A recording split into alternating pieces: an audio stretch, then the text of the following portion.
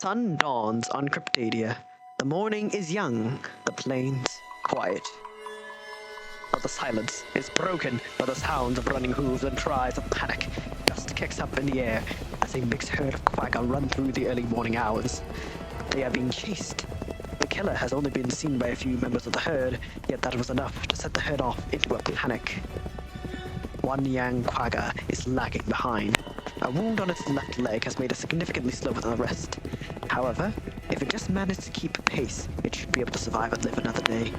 It just has to keep running.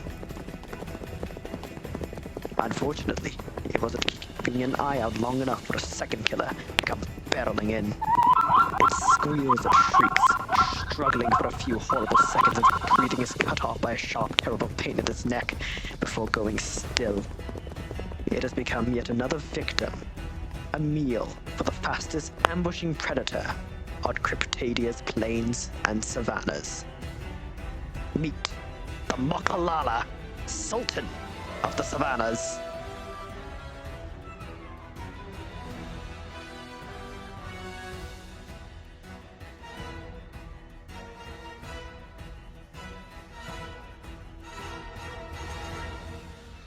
The island of Cryptadia is known for its multitude of prehistoric wildlife animals. Some are popular, some make sense as to how and why they're here.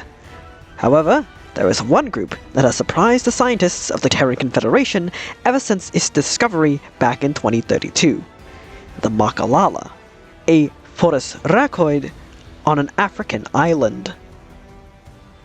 Herabirds, as far as we know, are only found in South America and North America, though there is supposedly a genus from Africa, Lavocatavis. However, that one is dubious at best. For a while, the Makalala's existence on the island brought up two questions. One, was the Makalala an African harvest or a South American harvest? And if it's from South America, then that asks the other question. How far did the landmass that was Proto-Cryptadia reach if it managed to do an American harvest?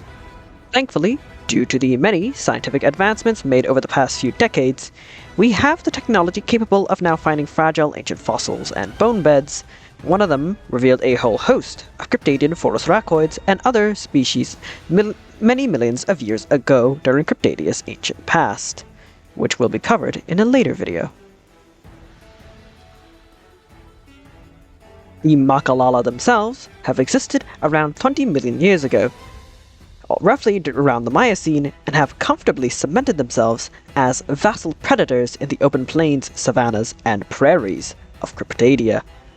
With the average hen weighing around 350 kilograms, males are heavier, reaching 380 kilograms, and in rare cases which have been documented, greater drakes, as they're known as, can push up to 500 kilograms, which is comparable to even the largest land predator alive today, the polar bears. It is no wonder that they are in the higher ranks of Cryptadia's savannas hierarchy. With only a few other predators being as large or larger than them, and even less being as fast as maneuverable as they are uncontested in the open field ambusher niche so far on the island. While they may be bulkier than most terror-birds in the fossil records, researchers have noted that they can run for a considerably decent amount of time after prey, though they are nowhere near as endurance-built as modern wolves or even their theropod cousins that they share their homes with. What is an interesting note, the females of the species tend to not only be lighter, but also have been noted to have a 10% increased sprinting range while still maintaining their steady 60 km per hour speed on a fast chase. But some individuals from both sexes have been noted to go even up to 70 km per hour on the most favorable terrain for a short few terrifying seconds. After which, of course, such speeds, they are seen panting hard, resting anywhere they can, even if it is in the open where they are vulnerable to predation from other predators.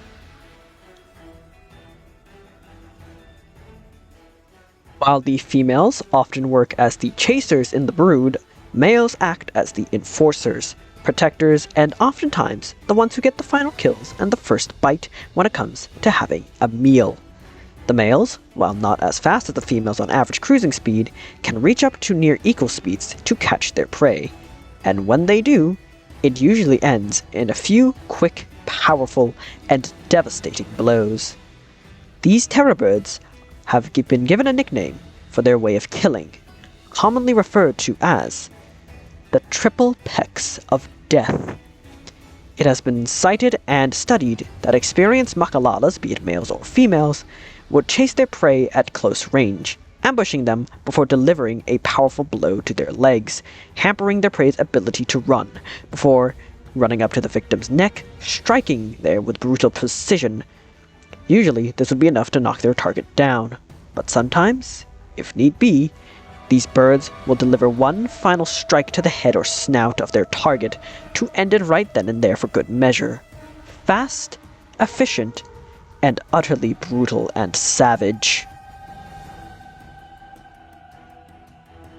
The animals the Makalala hunt, however, aren't some weaklings or pushovers either.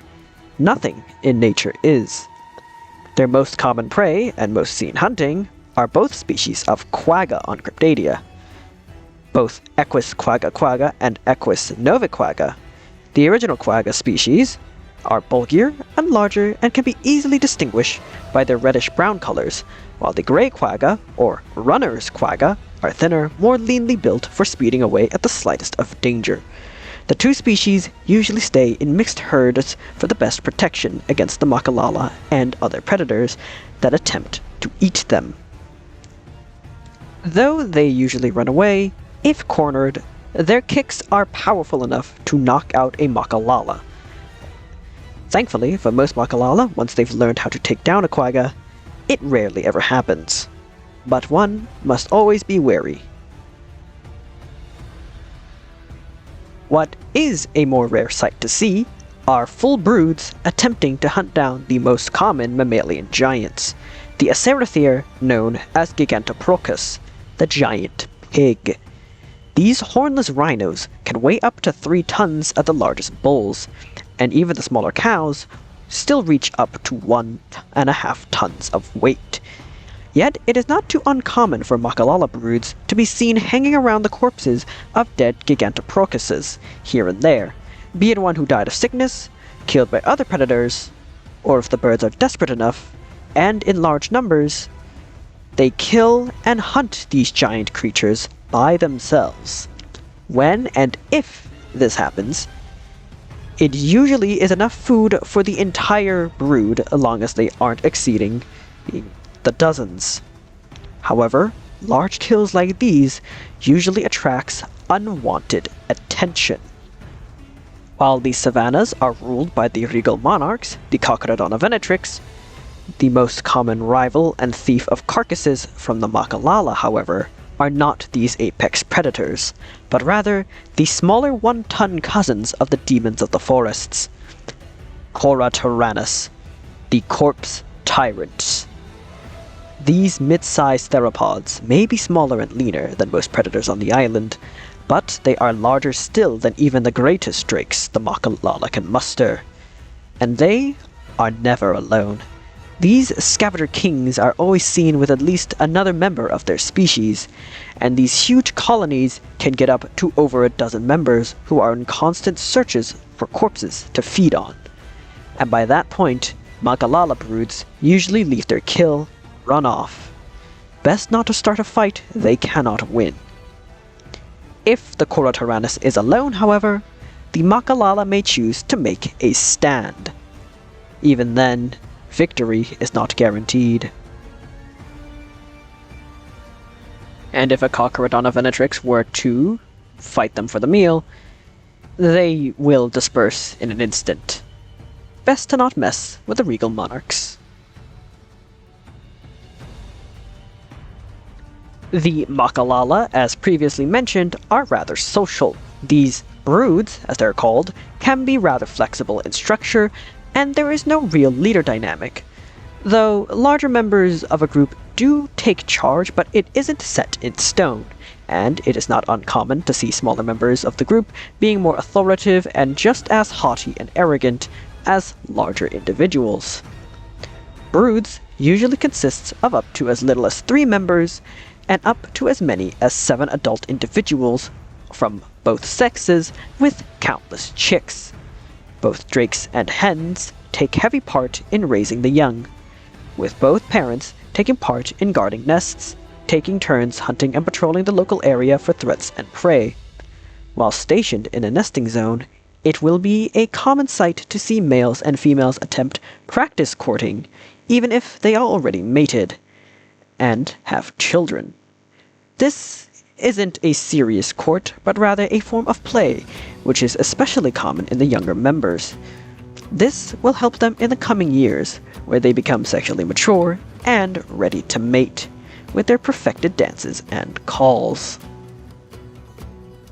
A single drake can have up to several hens bearing his children, but he doesn't neglect a single one of his mates, even if it does tire him out if he has to go around his entire territory checking up on each individual female that he has mated with. The hens themselves are great mothers, not neglecting their eggs even once, and not leaving the nests until they are near starvation and dehydration. These large groups are needed for the survival of the species, for the plains and savannas of Cryptadia are riddled with predators and egg thieves. One of them, known as the Asdaura, fellow vassal predator of the plains, and a rival in speed and stamina to the Makalala. Thankfully though, these predators are rather frail for their size, and are more often than not found alone, and so Makalala groups tend to have an easier time dealing with them rather than, say, a Kora Tyrannus horde. However, occasional slip-ups have resulted in entire clutches being eaten by just one of these theropod menaces, resulting in many Makalala killing and eating any Asdaura they see on sight, if and whenever possible.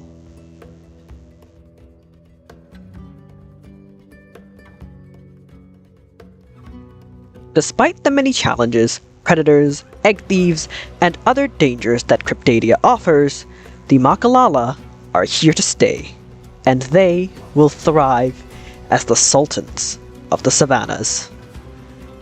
Thank you for watching this latest episode of Cryptadia. Shocker, I know that I managed to get another episode out this soon. Jesus Christ, I can't speak. But here we are. This episode was the most fun I've had in a while, mostly due to the art involved of animals I rarely ever draw, that being these ancient birds and these prehistoric mammals. And also perspective art. We love perspective art. I'm happy with how all of these art pieces came out, and I hope you did too. I hope you enjoyed the rather short overview of this animal, which I hope is good enough for you guys. I hope.